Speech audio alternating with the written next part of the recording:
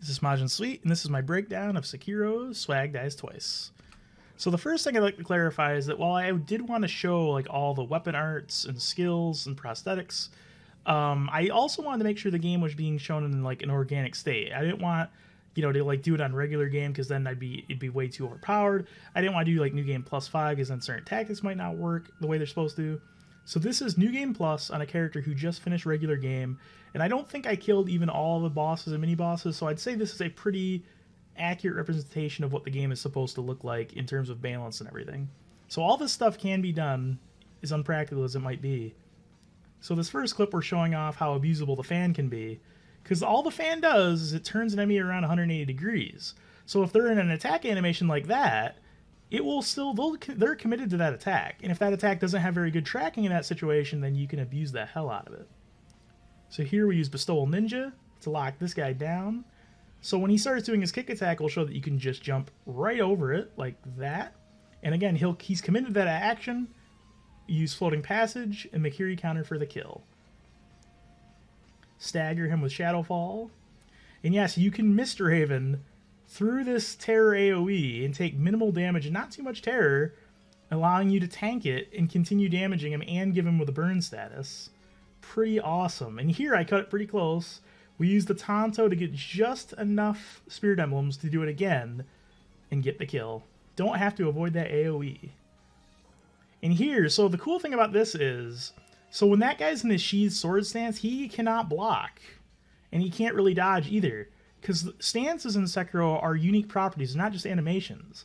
So he just eats all of those magic attacks from that prosthetic, making it really effective against him.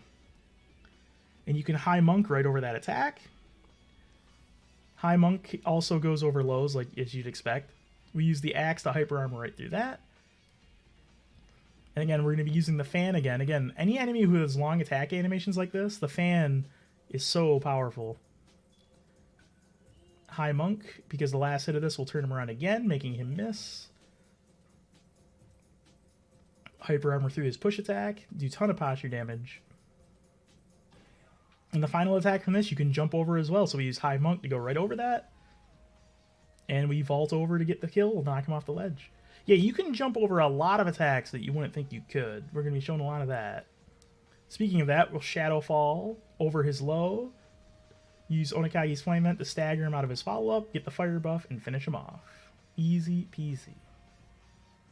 Oh, here's two cute little clips of Wu Guy. Dragon flashing him out of the air, Shuriken to finish him off, and the fan plops him down right in front of you for an easy kill. Ah, okay, so this is the Devil May Cry section. Just showing off how you can kill all the enemies in an area really fast and efficiently using all your abilities. We have Dante cheering us on, as it were. So these first few guys, pretty simple. Just getting them out of the way so if we're fighting the boss, they won't aggro on top of us. So we're going to Bestowal Ninja on this guy. And that's when it will get serious. So we're using the firecrackers to increase posture and damage shortly after. And look at his health bar just get melted. So it's important that we're attacking from this position because we're attacking away from the drunkard. You could probably just barely hear his attacks missing us.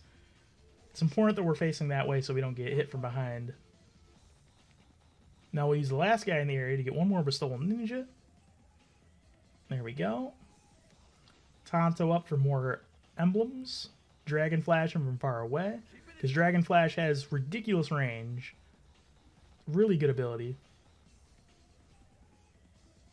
And Bestowal Ninja just melting his HP. Dragon Flash punish the grab.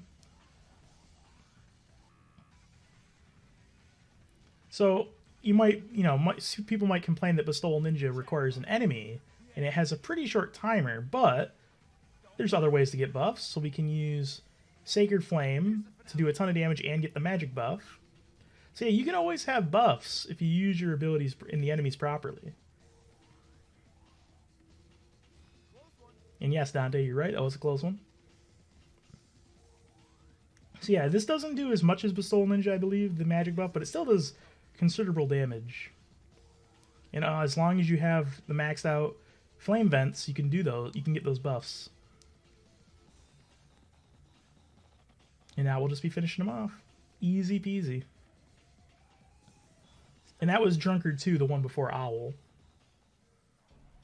Shishiman Warrior. So if you have a magic buff active, you can actually slash away these orbs, and we use Floating Passage to do so.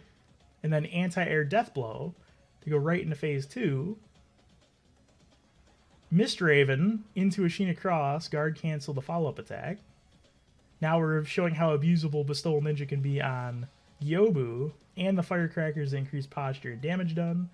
Now we're using Spiral Floated Passage after the stagger to maximize our posture damage and damage. Again, the fan works on him really well because of how the horse moves, and Dragon Flash to finish off that posture bar. And there you go. Now here's a sequence of clips showing all the ways you can counter and punish Genichiro's arrows. And there you go. Very abusable. Dash and jump over the thrust. Not supposed to be able to do that, but fuck it. More fan abuse. And yes, you can Mistraven his lightning attack, which also, if you're using the maxed out Mistraven, will let you do a fire attack. So let me rewind this clip real quick, because there's a few things here. So even though this attack is a jumping attack, she actually swings her sword quite low to the ground, allowing you to jump over it. When I use that to my advantage to do a falling fume spark, increasing the amount of damage and posture she takes, jump over the actual sweep into Sabamaru, which is her weakness, the poison. When she gets staggered by that, fully charged Sacred Flame Vent, into the buff, into Dragon Flash. And that almost killed her from a full health bar. So we use the fan here to screw up his charge attack. Mistraven out of the way of that. In the stagger with Shadowfall, always good. So here, this is a phase 3 quick kill. So Malcontent, the maxed out whistle, works the same way as the music box does on Gascoigne from Bloodborne. And on phase 3, you can chain that repeatedly. And I'm using fully charged mortal draws to do as much damage as possible with the sugar buff that decreases max HP. And he's dead from full phase 3 to nothing without him being able to do anything. So a cute little clip, Mistraven through that, so we can anti-air death blow him, easy peasy. Yeah, you can jump through Owl's vertical jumping slash. Oh, and you can interrupt that with the Sacred Flame. Sacred Flame on him, and we use Shadow Falls to get around his charging attacks. And again. So here's another example of us jumping through his vertical slash. Shadowfall is really good on him. So we jump close, jump right through that. Why that works, not really sure, but it does. Pretty cool. Firecracker into Sacred Flame. And yes, you can jump right over his thrust attack there, and it interrupts him with the Shadowfall. Dash right through that. Jump over his sequence. Another Shadowfall. Jump into a Falling Ashina Cross for a ton of damage. Get the Mikiri. Ashina Cross. It's fast enough to usually be able to follow up after a Mikiri. He's done. And yes, you can Mistraven right through those and get a punish. Get the Mikiri. And we'll show that again. Oh no, this is jumping over the follow-up on that into a Falling Ashina Cross. You can Shadowfall over the AoE one, which is great. Gives you good position. And here's the second clip where now we dash right through, and this attack doesn't have a hitbox directly in front of him, so we do a fully powered Dragon Flash there. Take advantage of that. And yes, Mistravening his lightning attack as well to proc fire and the lightning attack, giving us a fully charged Sacred Flame. Get some deflects here, even on this super fast attack. Mistraven again.